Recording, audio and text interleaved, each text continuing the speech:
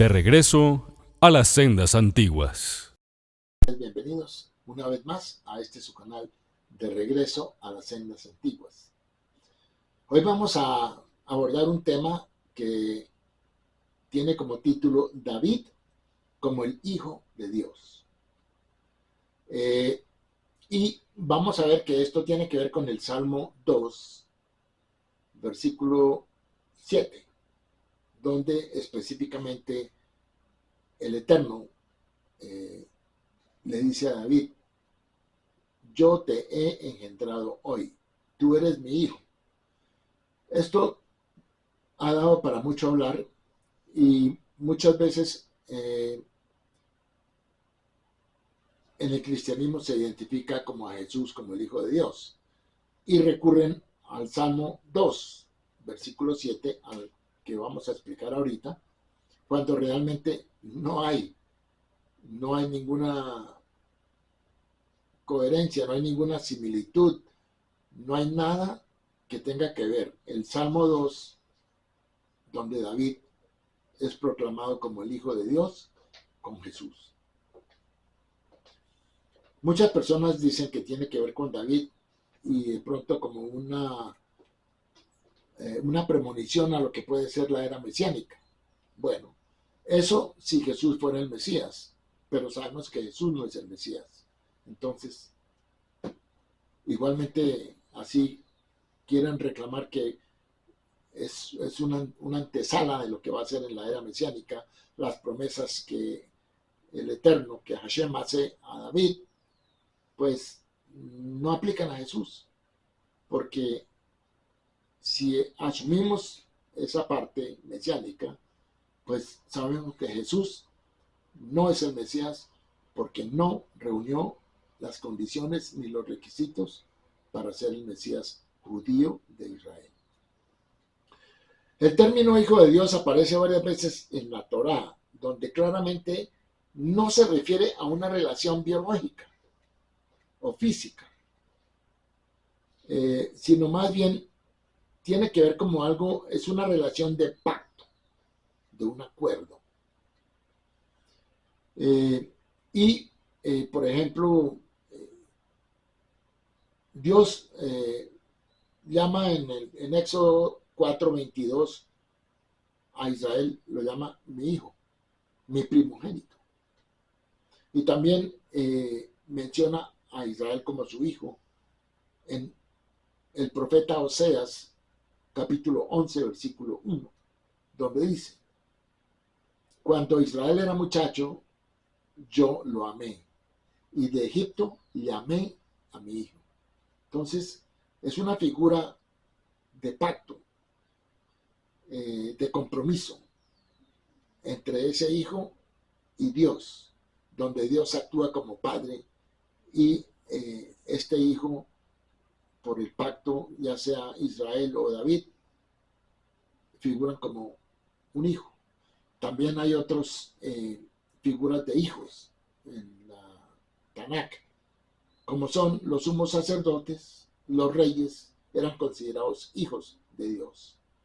Y podemos llegar más extensamente y decir que un hijo de Dios es una persona que tiene una relación especial con Dios. Se puede considerar como un hijo de Dios. Y es una relación de pacto, de obediencia. Bueno, entonces vemos que el significado aquí en el Salmo 2, versículo 7, es una relación de pacto, como ya dijimos. Y en este versículo, obviamente, vemos que esa misma relación entre padre e hijo la vemos en el Salmo 89, versículos 27 a 28, en referencia al rey David. Y también la vemos en 2 de Samuel, capítulo 7, versículo 14, en referencia a Salomón, donde Dios le dice a David, refiriéndose a Salomón, le dice: yo seré para él como un padre y él será para mí como un hijo, refiriéndose a Salomón. Entonces, vemos que en este versículo de Salmos 2:7, los comentaristas entienden que el Hijo de Dios se refiere al propio rey David, quien representa y protege a una nación conocida colectivamente como el Hijo de Dios. Entonces, el concepto de filiación física con Dios Padre no se encuentra en la teología bíblica ni en el judaísmo del primer siglo. Lo que se encuentra es el concepto bíblico de la relación de pacto por lo cual Israel o un individuo dentro de esa nación es adoptado metafóricamente como hijo de Dios. No es necesario sufrir una concepción sobrenatural para ser declarado hijo de Dios en un contexto judío. En la búsqueda cristiana de pruebas bíblicas de la creencia en Jesús como el Hijo de Dios, a menudo se han encontrado pruebas donde no las existen. Porque Jesús no es hijo de Dios, porque la Biblia hebrea no lo enseña. El hecho de que hayan pensado en el Nuevo Testamento de que Jesús es el Hijo de Dios, eso no tiene un fundamento bíblico. Podría ser hijo de Dios como lo es una persona obediente, como lo es una persona que obedece mandamiento, como puede ser un judío justo o un gentil justo, pueden ser hijos de Dios, pero que sea el hijo de Dios, no. Y además a Jesús no se le vio como un hijo de Dios por relación de pacto, sino como si hubiera sido concebido a través del nacimiento virginal.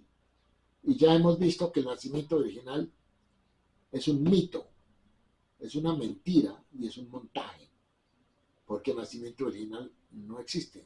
No hay un sustento bíblico para semejante evento, pero sí los hay nacimientos virginales en las religiones de misterio, en las religiones paganas del helenismo.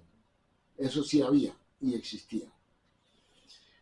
Bueno, entonces vemos que el Salmo 2:7, donde se afirma que el Señor me dijo, aquí el Salmo comienza, obviamente,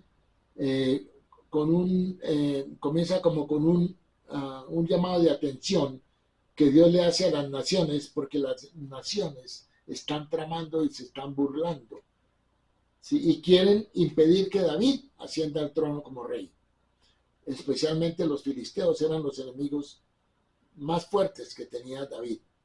Entonces, por eso es que aquí Dios lo entroniza. Y aquí es donde Dios dice, yo he puesto mi rey sobre Sión. Y es donde está, obviamente, proclamando a David como rey. Y ya hemos visto, y si usted lo quiere mencionar, David era ungido con el Ruach HaKodesh, o el espíritu de santidad, desde que Dios mandó al profeta Samuel a que fuera a Belén y lo ungiera. Y él era un niño todavía, estaba pastoreando las ovejas.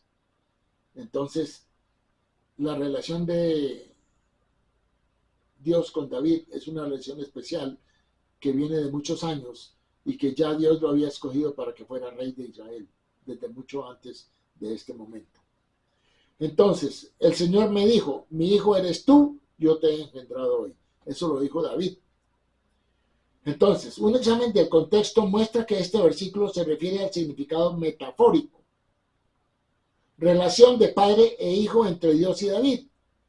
El rey David no es divino por naturaleza, más bien es elegido por una relación especial con Dios, como una relación metafórica de padre a hijo, como lo muestra también el Salmo 89, versículo 36. Obviamente, posteriormente existió una relación similar entre Dios y Salomón, en 2 Samuel 7:14 y en 1 Crónicas 22:10. Esta relación especial no debe tomarse en sentido literal. Solo podemos hablar de Dios metafóricamente, como por ejemplo, la boca de Dios, el ojo de Dios, los oídos de Dios, son antropomorfismos que usamos para describir las acciones de Dios. Pero no es que Dios tenga cuerpo, no es que Dios tenga brazos y ojos y manos, porque Dios es espíritu. Entonces, pero es un lenguaje que usamos para describir las acciones de Dios y en la forma como Dios maneja al mundo. Bien. Es por esta razón que el texto dice, tú eres mi hijo, yo te he engendrado hoy, Salmo 2, versículo 7. Y afirma similar también en Éxodo 4, cuando se refiere a Israel, le dice, Israel es mi hijo, mi primogénito. Pero obviamente hablando en un sentido metafórico. Entonces, un lenguaje hiperbólico similar se encuentra en el Salmo 110, un salmo que retrata al rey davídico entronizado a la diestra de Dios. Y ya hemos visto en el Salmo 110 que no es que David se haya sentado a la diestra de Dios, porque Dios no tiene diestra, porque Dios es espíritu, no tiene cuerpo. Entonces, no podemos hablar de sentarse a la diestra en forma literal, pero sí podemos hablar de sentarse a la diestra en forma metafórica y que en el judaísmo implica como un plan, una providencia, algo de protección de Dios con esa persona a la que le ha dicho que se siente a la derecha. En todo caso, los cristianos pueden argumentar que las referencias a la filiación son tipologías que apuntan a la existencia de una filiación divina real encarnada de Jesús. Pero este argumento se basa obviamente en un razonamiento puramente subjetivo, sin datos de las escrituras judías que lo respalden. El Salmo 2:7 no podía referirse en absoluto a Jesús. El versículo dice, el Señor me dijo, tú eres mi hijo. Y eso lo está diciendo el David.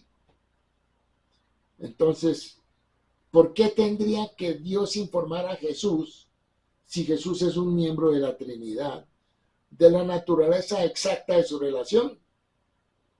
No tiene sentido. Además, deberíamos suponer que realmente aquí vemos que cómo le iba a ofrecer Dios a Jesús cuando le dice en el Salmo 8, dice 2:8, pídeme y te daré por herencia a las naciones y por posesión tuya los confines de la tierra. Si era un miembro de la Trinidad, ya lo tenía todo.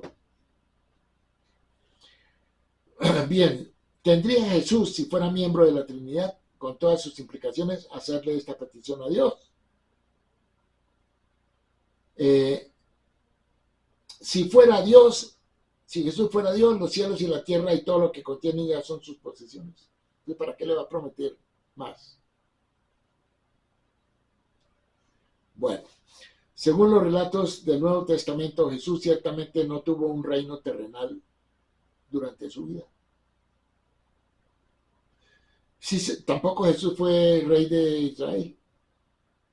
Si se supone que esto ocurriría durante una segunda venida, entonces llegamos a un problema mayor.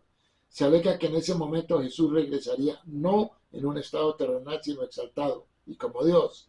Siendo así, no tendría que pedir ni herencia ni posesión. Así que difícilmente se puede decir que este salmo tiene algo que ver con Jesús. Bueno, entonces no hay duda que cuando venga el verdadero Mesías gobernará las naciones, como se puede ver en Isaías 11. Y no tenemos que buscar pruebas donde no las hay. El Salmo 2 es un salmo histórico que se cumplió en la vida de David. Y en su significado claro no habla de nada de la era mesiánica, ni menciona a un Mesías. Sin embargo, hay fuentes judías que dan a este salmo un contexto mesiánico, especialmente en la literatura midrashica. Así que vamos a decir que David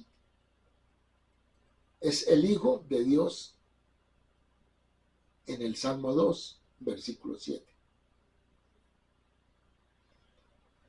Y vamos a decir que David, también en el Salmo 110, versículo 1, Dios le otorga su providencia al decirle, siéntate a mi diestra hasta que ponga a tus enemigos por estrado de tus pies. Ese es David, el mismo David. Pero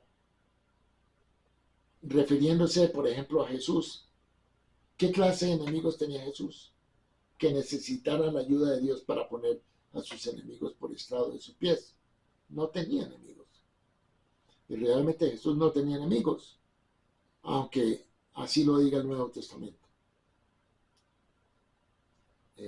Tuvo muchos seguidores y Jesús era un fariseo. Entonces, no podía tener enemigos, como los tuvo el rey David. Bueno, entonces vamos a dejar hasta ahí por ahora. Les agradezco mucho su atención. Espero que esto les haya podido contribuir en la información que se les ha dado acá.